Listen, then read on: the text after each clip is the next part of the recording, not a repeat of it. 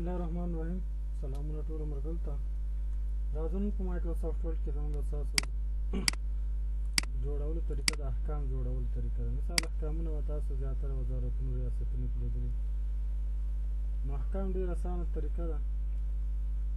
ځینو ملګرو تقاضا وه چېرې په دې د احکام څنګه جوړېږي، دې طریقه موږ ته وښایه. نو طریقه ملګرو ډېره ساده طریقه ده.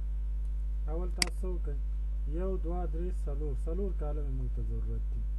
کالم څنګه اخلو؟ دا تاسو په مایکروسافټ ورډ کې ټیبل آپشن ویلی، کنټرول پلس N1 دلته راځم انزرټ ته. ما دلته 4 کالم مې واخیستلې. که تاسو وګورئ دلته اول کالم شمیره ده، دا لږ سایز یې وړوکی ده، دا به زه دلته سایز څه کم کړم. صحیح شو. بیا تاسو وګورئ دلته راشئ، مثال دا کالم دی، د سایز هم لږ وړوکی دی، د دې سایز هم لږ زه څه کوم کمومه. اوس وګوره شماره عرض او احکام. دلته زه راځم کنټرولي سنټر ته کلیک کوم، دلته مثال لیکم شماره لیکم، دلته مثال لیکم عرض، او دلته مثال لیکم احکام.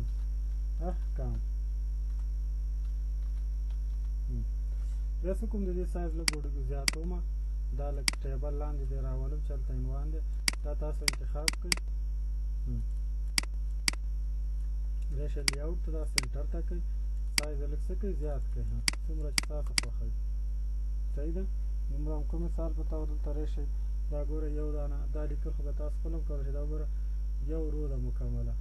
نو تاسو څه وکړئ، سمپل یو بله رو واخلئ، ټیپ بټن ووهئ، بلې رو ته چې واوسئ انټر بټن پریس کړئ. دا یې طریقه ده اسانه.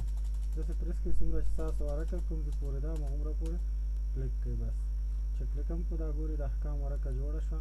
بیا دلته یې څه لیکلي دي، وزارت معارف. دا زه لیکل کومه، که لیکلو کې زیاته ستونزه اکثره مونږ او تاسو سره پیدا کېږي چېرې دا لیکل صحیح نه کېږي. نو همیشه یو خبره یاد وساتئ، ټکس باکس نه همیشه کار اخلئ.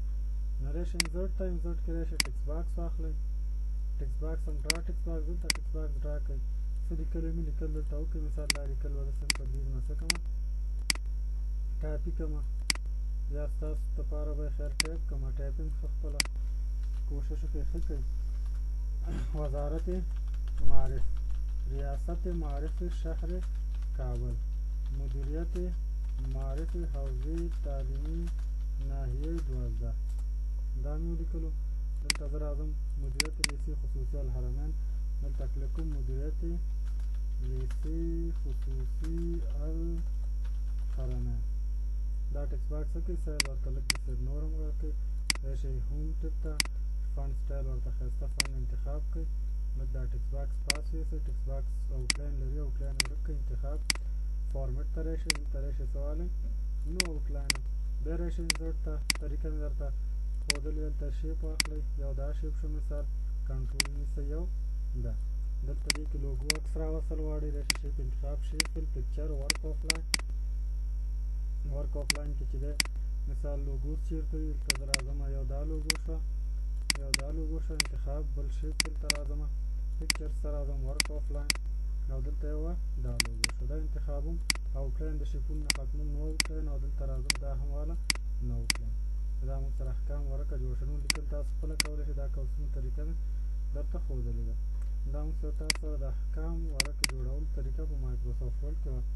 ویډیو شیر کړئ، لایک یې کړئ، کوشش کوئ ویډیو آنلاین وګورئ، ځکه مونیټایزیشن ته مې چینل اچولی ده، نو ضروري دی ورته که یوه سم کېږي نو آنلاین ویډیو تعقیبوئ او ډاونلوډ کوئ. زه یم وړې جوړوم، تېز ځکه اخته یم چې وخت کم ونیسي، زر جوړه شي. ښه وخت خدای په